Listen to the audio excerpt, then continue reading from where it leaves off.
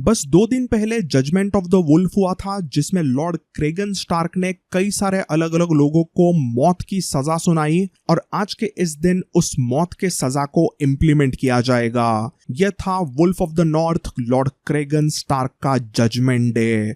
पता नहीं आज के दिन अचानक से क्या हो गया था, बट आज के दिन किंग्स लैंडिंग में बहुत ही जोर से बारिश शुरू हो गई। पूरे किंग्स लैंडिंग और रेड क्लिफ में सब जगह पर एकदम सन्नाटा छाया था और सिर्फ आवाज अगर कोई आ रहा था तो वो था सिर्फ बारिश का और आसमान में कड़कने वाले बिजली का। रेड क्लिफ के एक इलाके में सभी प्रिजनर्स को लाइन में खड़ा किया गया था, जिन्हें सजाए मौत सुनाई गई थी और उनके सामने सभी lords including unofficial king Aegon भी था और वहीं पे मौजूद था लॉर्ड क्रेगन स्टार्क, जिसके हाथों में था उसका एंसेस्ट्रल वेपन मैसिव आइस का तलवार। आज क्रेगन स्टार्क ने एकदम ही अजीब सा दिखने वाला ब्लैक कलर का एक क्लोक पहना था, क्योंकि आज वो लॉर्ड ऑफ विंटरफेल नहीं था। He was there as an executioner. आज वहां पर लॉर्ड स्टार्क जल्लाद बन के आए थे, बिकॉज एज वी नो कि विंटरफेल के स्टार्क्स की एक हमेशा से परंपरा रही, the man who passes the sentence should swing the sword. हमने देखा कि क्रेगन स्टार्क ने उन सभी प्रिजनर्स को मौत की सजा सुनाई और अपना एक खुद का जजमेंट दिया। उस दिन वो जज था, जूरी था, बट आज वो एग्जीक्यूशनर भी बनेगा एंड वो सभी को मौत देगा। सबसे पहले इस मौत के तांडव के लिए आगे लाया जाता है सर परकिन द फ्ली को। जैसे ही sir Perkin the flea Cregan Stark के सामने आता है तो क्रेगन स्टार्क उसे उसकी आखिरी ख्वाहिश पूछता है कि वो क्या करना चाहता है इस आखिरी लम्हे पे। तो वहां पर शातिर सर परकिन द फ्ली कहता है कि वो जीना चाहता है। I wish to take the black my lord. मतलब यहाँ पर basically sir Perkin the flea Cregan को कहता है कि उसे वॉल पे भेजा जाए। अभी क्रेगन स्टार्क को इस डिमांड का वैसे गुस्सा तो आता है, but Cregan Stark is an honourable man और वो आज सभी लोगों की आखिरी ख्वाहिश जरूर पूरी करेगा। क्रेगन स्टार्क मनी मन सोचता है कि परकिन द फ्ली कितना भी कमी ना हो, बट परकिन एक बहुत ही तगड़ा नाइट जरूर है। तो इसीलिए यहाँ पर क्रेगन स्टार्क बस कुछ ही सेकंड सोचता है और क्रेगन वहाँ पर परकिन की आखिरी ख्वाहिश पूरी करता है। क्रेगन वहाँ के कुछ मैन एट आर्म को इस परकिन द फ्ली को बेड़ियों में बांधने का हुक्म देता है और उसे वॉल पे भेजने का भी हुक्म उसने दिया। अब जैसे ही सर परकिन द फ्ली को वॉल पे भेजने का सब प्लानिंग शुरू होता है तो उसके बाद में फिर क्या ही है। जितने भी परकिन द फ्ली के कुछ गटर नाइट्स थे और लैरिस के जितने भी मेन एट आर्म्स थे जिनको मौत की सजा दी गई थी, उन सभी ने क्रेगन से वॉल पे भेजने की डिमांड की और क्रेगन स्टार्क उन सभी की आखिरी विश पूरी करता गया। क्रेगन को पता था कि विंटर इज कमिंग और ऐसे समय पे जितने ज्यादा लोग वॉल पे होंगे उतना ही अच्छा नाइट्स वॉच को मदद मिलेगा। यही सोच के क्रेगन स्टार्क इन सभी लोगों की आखिरी ख्वाहिश पूरी करने लगता है और उन सभी को एक साइड में इकट्ठा किया जाता है ताकि उनको अच्छे से वॉल पे भेजा जा सके। सभी ऐसे लोगों को साइड में करने के बाद में इवेंचुअली ग्रैंड मास्टर ओरवाइल की भी पारी आती है और वो भी वॉल पे भेजने की डिमांड करते हैं। तो ग्रैंड मास्टर ओरवाइल को भी सर परकिन द फ्ली और उस बाकी के सारे ग्रुप में डाला जाता है जिनको प्लानिंग करके बराबर से वॉल पे भेजा जाएगा। तो ऐसे एक एक करके सभी वॉल पे जाने की डिमांड करते हैं और इस आज के judgment day of the wolf में सिर्फ 2 ही बंदे मारे गए। इसमें सबसे पहला था sir Gyles Belgrave of Aegon the second का किंग्स गार्ड। जैसे ही क्रेगन स्टार्क के सामने गाइल्स बेलग्रेव आते हैं तो क्रेगन उनकी भी आखिरी ख्वाहिश पूछता है। तब वहां पर ऑनरेबल सर गाइल्स बेलग्रेव एकदम बैड एस अंदाज में कहते हैं, Lord Stark, I won't beg for anything. चला दो आपकी तलवार और काट दो मेरा गर्दन। मैंने अपने हाउस बेलग्रेव पे धब्बा लगाया। मेरे जीते जी मेरे सामने मेरा राजा मारा गया, बट मैं कुछ नहीं कर पाया। एटलीस्ट आज अगर विंटरफेल का ऑनरेबल लॉर्ड स्टार्क मुझे मारता है तो कुछ हद तक वो काला धब्बा मेरे हाउस से और मुझसे मिट जाएगा। आप मुझे मार दो लॉर्ड स्टार्क, मैं जीना नहीं चाहता। सर गाइल्स बेलग्रेव के ऐसे दहाड़ मारने पे वहां पे मौजूद सभी लोग इंक्लूडिंग क्रेगन स्टार्क इमोशनल हो गया। वहां पर क्रेगन स्टार्क सर गाइल्स के आंखों में देखकर कहता है, माय सर आप भी वॉल पे जा सकते हो। एक किंग्सगार्ड जैसे रेल्म के वन ऑफ द बेस्ट योद्धा की जरूरत वॉल पे भी पड़ेगी, तो आप आपकी आखिरी ख्वाहिश को रिकंसिडर कीजिए, अगर आप चाहे तो वॉल पे जा सकते हो। इसके रिप्लाई में सर गाइल्स ने कहा, my lord I won't take the black by giving away white. मैं इसी व्हाइट क्लोक में मरना चाहता हूँ। माय लॉर्ड स्टार्क, आप ही ने कहा था किसी भी किंग्सगार्ड को एक राजा से ज्यादा जीने का अधिकार नहीं होता जब उस राजा का मर्डर हो। A knight of the Kingsguard should not outlive his king. ऐसा कह के जाबाज गाइल्स बेलग्रेव वही के वही अपना व्हाइट क्लोक निकालता है, उसे नीचे फेंकता है और अपने घुटने पर गिर के अपना सर काटने के लिए आगे करता है। कहा जाता है कि गाइल्स बेलग्रेव के इस अंदाज को देखकर इवन लॉर्ड क्रेगन स्टार्क कुछ मिनट के लिए हिचकिचा गए थे। उन्होंने यहाँ वहाँ पर सब जगह पर नजर घुमाई, सभी लोगों को उन्होंने देखा, बट इवेंचुअली वो अपने इमोशंस में से बाहर आए और अपने आप को संभाल कर उन्होंने अपने आइस के तलवार को जोर से घुमा दिया। With in a second Giles Belgrave का सर उनके बॉडी से अलग हो गया।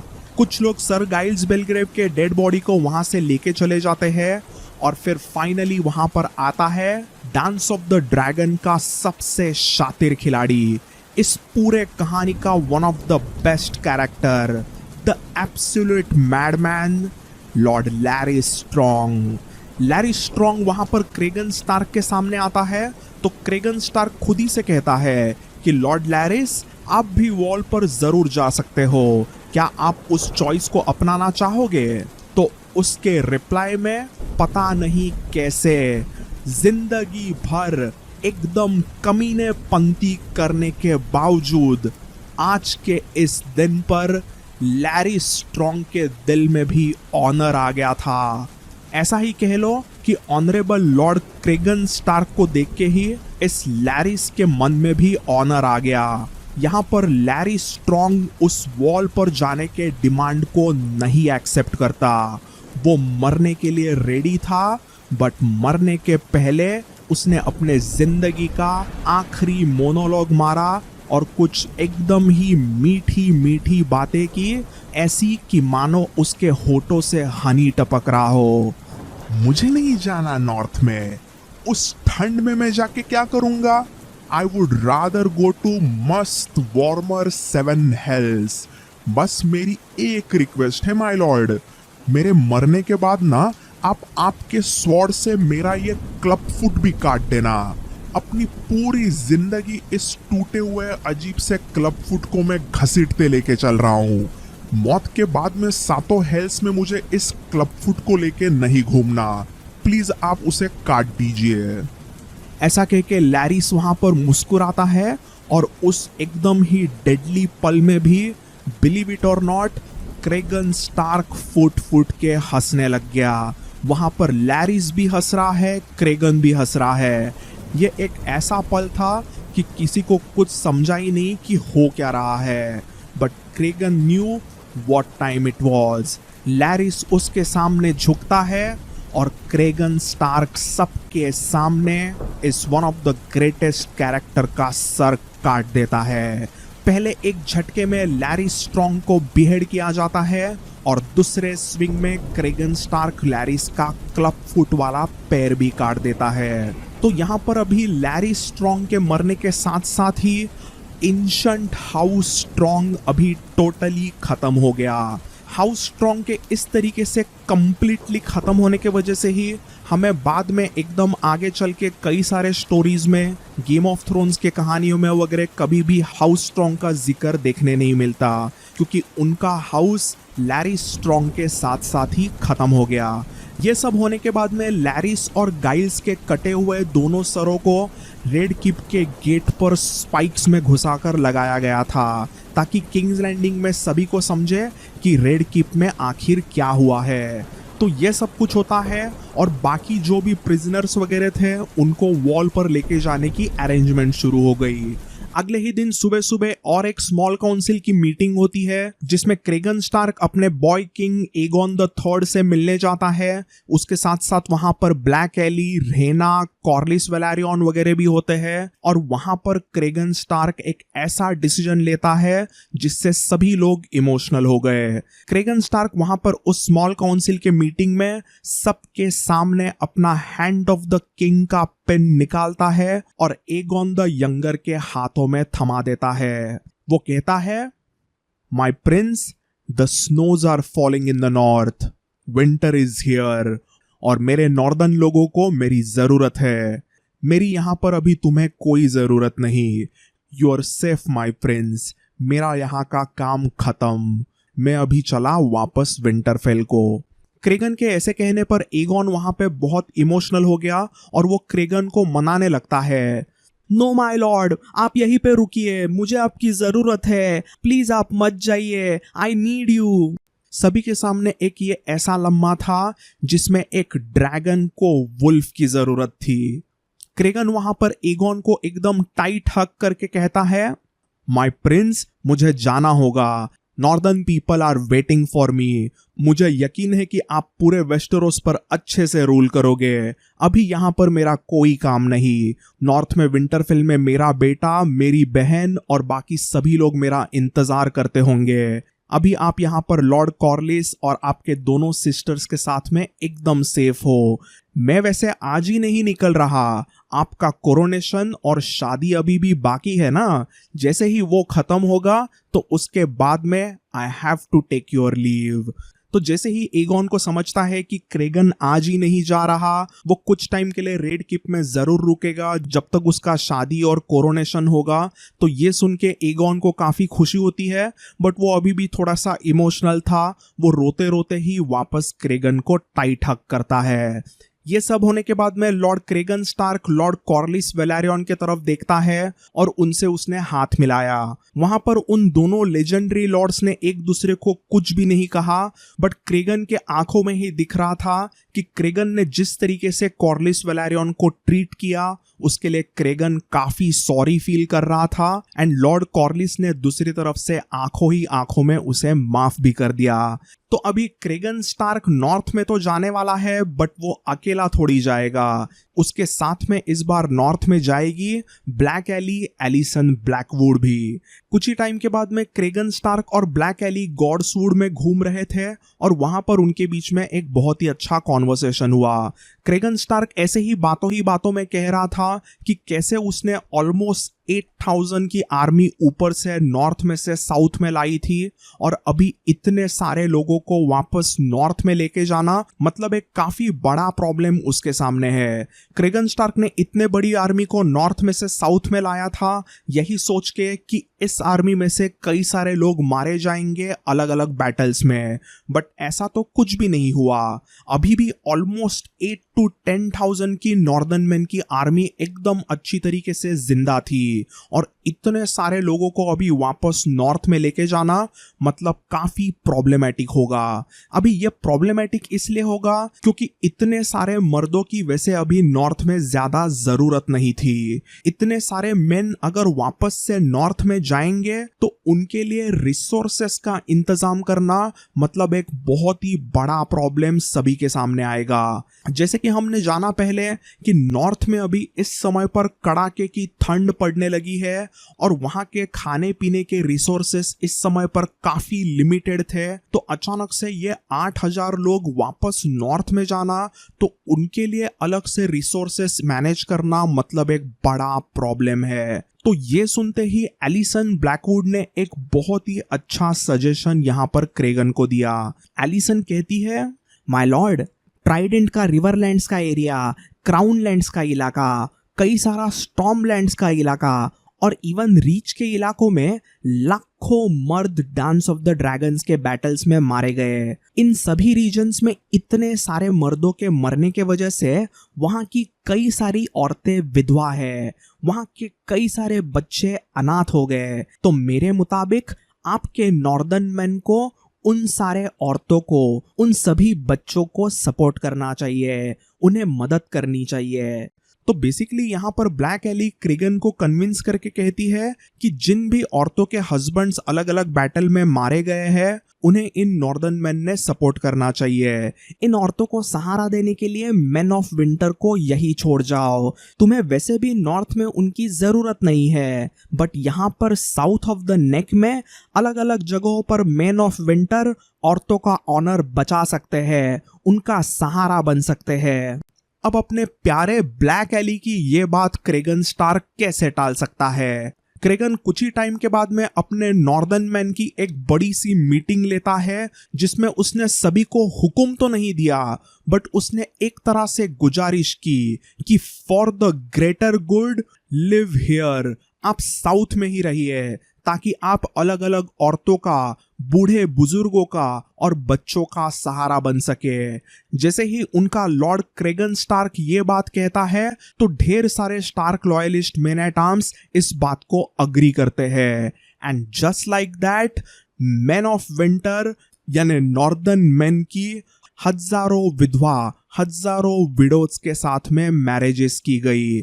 किंग्स लैंडिंग के आसपास और कई सारे अलग अलग इलाकों में बड़े बड़े विडो फेयर्स को ऑर्गेनाइज किया गया, जहां पर विडोज की यानी कि विधवाओं की शादी इन नॉर्दर्न मेन के साथ की गई। इस पूरे इंसिडेंट को लेके मुफट मशरूम ने एक बहुत ही फनी जोक मारा था। He says, A wolf was hired for every widow. तो अभी वैसे तो ये एक छोटी सी साइड स्टोरी है, but this is really important, क्योंकि यहां पर एक चीज गौर करने की है, एंड दैट इज कि ये जो भी शादियां हुई, उनके वजह से आगे की जो भी जनरेशन्स इन अलग अलग रीजन्स में पैदा हुई, उन सभी जनरेशन्स में नॉर्दर्न मैन के फर्स्ट मैन का भी खून शामिल था, और पुराने एंडाल्स का खून तो था ही था। तो उसी वजह से कई सारे अलग अलग इलाकों में एकदम मिक्स्ड रेस वाले ट्रेड दिखने वाले मर्द और औरतें पैदा होने लग गई। तो ऐसे कई सारे नॉर्दर्न मैन ने कुछ साउथ के महिलाओं के साथ में शादी वगैरह की और वो वहीं पे सेटल हुए, बट कई सारे और नॉर्दर्न मैन ऐसे भी थे जिनको शादी वगैरह नहीं करनी थी, बट उनको वॉर में, बैटल में ग्लोरी पानी थी। वो साउथ में ऐसे कुछ शादी करने के लिए वगैरह थोड़ी निकले थे, वो अगर निकले थे तो बैटल करने के लिए, उनको एक जबरदस्त बैटल में शहादत चाहिए थी। बट सैडली वॉर तो अभी वेस्टेरोस में खत्म हो गया था, तो क्या करे? देन यहीं पर उन मेन एट आर्म्स के लिए एक अपॉर्चुनिटी आती है एसोस में से, क्योंकि इस समय पर एसोस में अचानक से वापस ट्रायर्की के बीच में अलग अलग बैटल शुरू हो गई थी, and they needed some man. तो इसीलिए कई सारे नॉर्दर्न मैन सीधा एसोस के तरफ निकलते हैं ताकि वो अलग अलग बैटल्स में पार्टिसिपेट कर सके।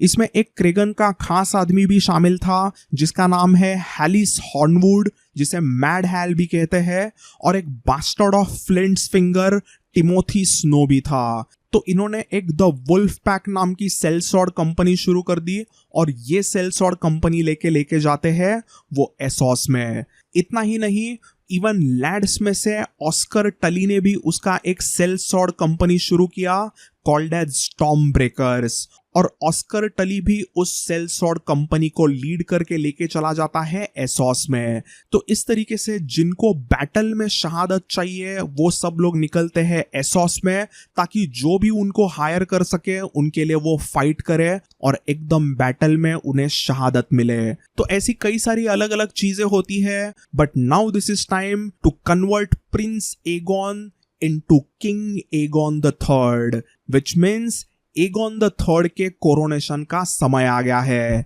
जैसे ही एगॉन द थर्ड के कोरोनेशन का टाइम नजदीक आने लगा, तो कई सारे अलग अलग लॉर्ड्स एंड लेडीज पूरे वेस्टेरोस में से किंग्स लैंडिंग में आने लगे। सबसे पहले किंग्स लैंडिंग में सबसे बड़ा हाउस आता है हाउस लैनिस्टर। हाउस लैनिस्टर के लिए लेडी जोहाना, उसकी 3 बेटियां और उसके पिता रोलैंड वेस्टरलिंग किंग्स लैंडिंग में पधारे। देन बस 2 दिनों के बाद में किंग्स लैंडिंग में आया एक sexy couple, that is lady Sam Tarly and उसका डैशिंग बॉयफ्रेंड लायनल हाईटॉवर, जो ओल्ड टाउन से आए। जैसे ही इस कपल को सबने देखा तो वैसे सभी लोग काफी ऑकवर्ड हो गए थे, बट इन दोनों प्रेमियों को उसकी कोई चिंता नहीं थी।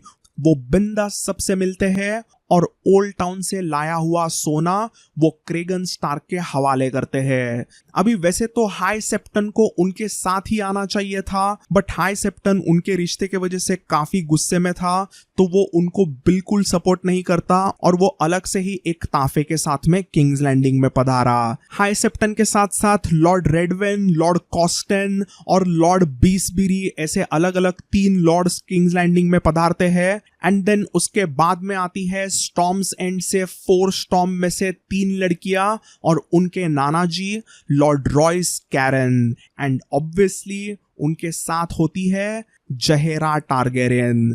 देन इसके बाद में फाइनली किंग्स लैंडिंग में आता है एलिन वेलारियन। वो वहां पर उसके माँ मटिल्डा के साथ आया था और उसके साथ साथ कई सारे नैरो सी के दूसरे तरफ से यानी एसोस में से अलग अलग शहरों के रिप्रेजेंटेटिव्स भी आए थे। इतना ही नहीं, इवन समर आइलैंड में से भी 3 काले लोग आए थे जिनका स्वैग कुछ अलग लेवल पर ही था। जितने लोग रेना के ड्रैगन मॉर्निंग को लेके एक्साइटेड नहीं थे, इतने ज्यादा लोग इन समर आइलैंड के 3 लोगों को देखने आए थे। तो अभी इस समय पर वैसे तो ड्रैगन पिट पूरी तरीके से टूटा हुआ था, बट उसके बाहर ही एक बड़ा सा इवेंट रखा गया 7th day of the 7th moon, यानी कि ऐसा ही कह लो कि 7th जुलाई ऑफ 131 AC, जिसमें होता है marriage of Aegon the third and Jaehaera. और जैसे ही वो फंक्शन सुबह सुबह किया गया, हाई सेप्टन ने जैसे ही उनको आशीर्वाद वगैरह दिया, तो ये पूरा फंक्शन शिफ्ट होता है रेड कीप में,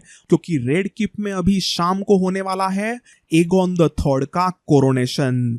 शादी तो किंग्स लैंडिंग के कई सारे स्मॉल फोक के सामने वगैरह कराई गई थी, बट कोरोनेशन को सिर्फ रेड कीप में कुछ ही चंद लोगों के सामने किया गया, जो पूरे वेस्टरोस के इंपॉर्टेंट लॉर्ड्स एंड लेडीज वगैरह है। तो वैसे एगॉन द सेकंड का पुराना वाला क्राउन इस समय पर रेड कीप में जरूर था, बट एगॉन द थर्ड को अपने पिछले एगॉन का यानी एगॉन द सेकंड का क्राउन नहीं पहनना था। उसे उससे नफरत थी, उसे अपने माँ की याद आ रही थी, बट क्या करे, वो अपने माँ का क्राउन तो नहीं पहन सकता। इफ यू रिमेम्बर, तो हमने देखा था कि एगॉन द यंगर ने अपने माँ को यानी रैनीरा को उसका क्राउन बेचते हुए देखा, ताकि उसको कुछ पैसे मिले और उन पैसों से वो शिप को हायर करके ड्रैगन स्टोन के तरफ जा सके। तो एगॉन द यंगर यानी एगॉन द थर्ड को ऐसे क्राउन में कोई भी दिलचस्पी नहीं थी। He did not care about crown. Aegon ने देखा था कि सिर्फ क्राउन के लिए, आयरन थ्रोन के तख्त के लिए किस तरह से वॉर किया गया। He did not care about crown. तो इसीलिए उसने एक सिंपल गोल्डन सर्कलेट चूज किया एज हिज क्राउन। तो यहां पर आप देख ही सकते हो कि 11 year old Aegon the third ने किस तरीके से उसके सर पर उसका गोल्डन सर्कलेट का क्राउन पहना है। उसके सर पर यह क्राउन हाई सेप्टन ने रखा एंड ऑफिशियली डिक्लेयर किया जाता है king Aegon Targaryen, third of his name, King of Andals, Rhonar and the First Man, Lord of 7 Kingdoms and Protector of the Realm। जैसे ही Aegon the younger Aegon the third में तब्दील होता है, तो पूरे रेड कीप में सभी ताली बजाने लगते हैं और एगॉन द थर्ड के नारे लगाने लगे। जैसे ही ये सब कुछ होता है, तो छोटा राजा एगॉन भी वहां पर काफी क्यूट हरकत करता है। वो अपने सर पे से गोल्डन सर्कलेट निकालता है और उसे वो अपने प्यारे छोटे दुल्हन जहेरा के सर पे रखता है। तो और भी ज्यादा सभी लोग उसके नाम के नारे लगाने लगे। उस दिन सब जगह पर बहुत ही ज्यादा खुशी का माहौल था, because new king and queen were finally in the Red Keep. तो अभी एगॉन राजा तो बन गया, बट डोंट फॉरगेट कि एगॉन इस समय पर सिर्फ 11 साल का है, विच मीन्स कि एगॉन अभी भी ऑफिशियली आयरन थ्रोन पे बैठ के कोई भी हुक्म नहीं दे सकता. He needed someone as regent for him. इसके पहले रीजेंट बन के ही एक तरीके से क्रेगन स्टार्क काम कर रहा था, बट जैसे ही ये पूरे फंक्शंस वगैरह हो गए तो क्रेगन स्टार्क ब्लैक एली के साथ में नॉर्थ में चला गया. अभी वो चला तो जाता है, बट क्रेगन स्टार्क जाने के पहले लॉर्ड कॉर्लिस वेलेरियन और लैड्स के साथ मिलकर एक बहुत ही इंपॉर्टेंट रीजेंट्स काउंसिल बनाता है. तो ये रीजेंट काउंसिल मतलब एक 7 लोगों का इंपॉर्टेंट स्मॉल काउंसिल है जो सातों मिलके पूरे वेस्टेरोस पे रूल करेंगे in the name of Aegon the third. मतलब किंग एगॉन द थर्ड इस समय पर किंग तो है, राजा तो है, he can and will sit on Iron Throne, but उसे कोई भी रूल बनाने का, कोई भी हुक्म देने का डायरेक्ट अधिकार नहीं है. इस समय पर उसका रीजेंट काउंसिल ही डिसीजन ले सकता है on behalf of king Aegon the third. तो अभी ये जो स्मॉल काउंसिल था, जो 7 लोगों का स्मॉल काउंसिल था, उसे बहुत ही अच्छी तरीके से क्रेगन स्टार्क और कॉर्लिस वेलेरियन ने चुन चुन के बनाया था और उस पूरे रीजेंट्स के काउंसिल पर एगॉन द थर्ड का अच्छे से विश्वास भी था. तो first is maiden of Vale lady Arryn, second is lord Royce Caron, third is lord Torrhen Manderly. Yes, even he is back. Fourth is Lord Manfred Mouton. Remember this guy? Then fifth is Lord Roland Westerling. Then sixth is Grandmaster Munken. And then seventh is obviously one and only Lord Corlys Velaryon. तो इन सभी सातों का एक Regents का small council तो बनाया गया और इस स्मॉल काउंसिल के हेड साक्षात कॉर्लिस वेलेरियन जरूर थे, बट इसके ऊपर भी 2 लोग थे. एक पोजीशन थी Lord protector of the Realm की और दूसरी थी हैंड ऑफ द किंग की. तो lord protector of the realm मतलब एक तरीके से वो किंग ही हुए, and hand of the king मतलब as it says it's a hand of the king. तो क्रेगन स्टार्क और कॉर्लिस वेलेरियन ने डिसाइड किया था कि lord protector of the realm बनेगा lord Leowyn Corbray and hand of the king बनाया गया surprise surprise lord Tyland Lannister को. जी हाँ, तो जो भी डिसीजन स्मॉल काउंसिल में डिस्कस किए जाते हैं उन सभी डिसीजंस को इंप्लीमेंट करने की जिम्मेदारी थी लॉर्ड प्रोटेक्टर लियोइन कॉर्ब्रे और hand of the king Tyland Lannister की.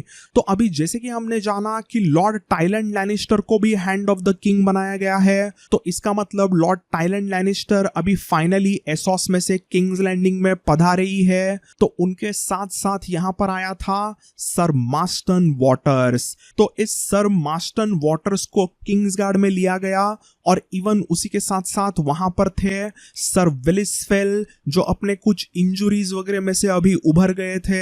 उन्हें पूरे किंग्स गार्ड का Lord commander of the Kings guard बनाया गया. तो अभी एगॉन द थर्ड के इस समय पर सिर्फ 2 ही किंग्स गार्ड थे, सर विलिसफेल एंड सर मास्टन वॉटर्स. तो वहां पर उसी समय पर टाइलैंड लैनिस्टर उनको हुक्म देते हैं कि आप दोनों को और 5 किंग्स गार्ड को अच्छे से चुनना है और उस काम को जल्दी से किया जाए. तो क्रेगन और बाकी के सभी लोगों ने मिलकर एकदम अच्छी तरीके से हर एक कैंडिडेट को बराबर से इंटरव्यू किया, उनसे क्वेश्चंस पूछे, उनके मोटिव्स पूछे, उनको अच्छी तरीके से जाना कि अगर वो आते हैं इस काउंसिल में तो वो एगॉन द थर्ड को किस तरह से मदद करेंगे. कहीं उनके मन में अभी भी डांस ऑफ द ड्रैगन को लेके अभी भी इश्यूज तो नहीं. ऐसे सभी चीजों को बराबर से क्लैरिफाई किया जाता है और वो सब जांच करने के बाद में, सभी इंटरव्यूज क्लियर करने के बाद में ही इस पूरे रीजन्स के काउंसिल को सिलेक्ट किया गया और इवेंचुअली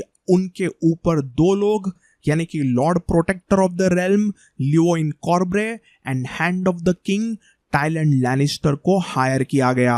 अभी इन सभी इंटरव्यूज में से कई सारे अलग अलग लॉर्ड्स एंड लेडीज को एक एक करके रिजेक्ट भी किया गया था, जैसे कि कर्मिट टली हो, सबिता फ्रे, लॉर्ड थर्डिस रेवन, लॉर्ड लायनल हाईटॉवर, उसकी वाइफ लेडी सैम, बेंजिकुट ब्लैकवुड, ऐसे कई लोगों को रिजेक्ट किया गया। बट उन सभी को बिल्कुल भी गुस्सा नहीं आया था कि उन्हें रीजेंट काउंसिल में नहीं लिया गया, सिवाय एक के, and that is lord Unwin Peake. जी हाँ, पुराने ग्रीन्स के सपोर्टर लॉर्ड अनविन पीक भी यहाँ पर बेंड नी करने के लिए आए थे, अपनी लॉयल्टी नए किंग एगोन द थर्ड के सामने साबित करने आए थे।